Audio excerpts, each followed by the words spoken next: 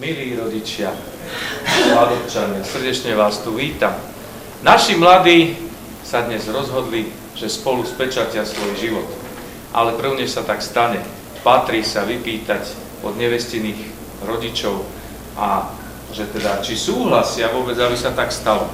A preto ja sa prihováram vám, svadobný otec. Vo vašej záhradke vykvitla krásna ružička. Nášmu Ondrejovi sa náramne zapáčilo. Chodil, okukoval, až jedného krásneho dňa sa rozhodol, že už bez nej nemôže byť. A preto ja sa vás v jeho mene pýtam, či nám dovolíte tento kvietok presadiť.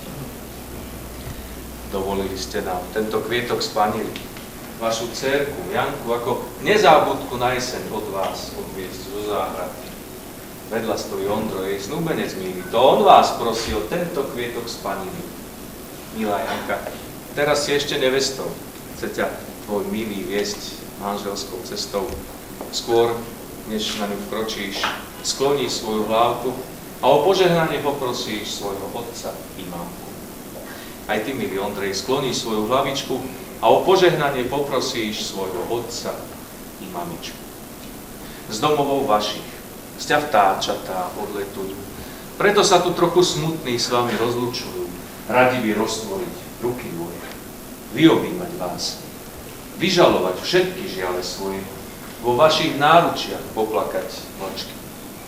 Drahí ockovia, drahé mamičky,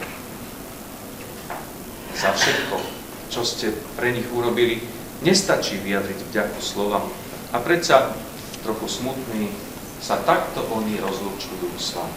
Teraz budete po mne opakovať. Drahý otecko, drahá mamička. Drahý otecko, drahá mamička. Ďakujem vám za svoje vychovanie. Ďakujem vám za svoje vychovanie. A prosím vás, dajte mi svoje rodičovské požehnanie. Dajte mi svoje rodičovské požehnanie. No a teraz, vážení, teraz tá najnovšia novina, že tvojej slobode hodina odbíja. Hodina odbíja veku slobodného. Dnes budeš vstupovať do stavu manželského. Rúčku si podal ockovi, mamke tiež. No a teraz milému Pierkovi.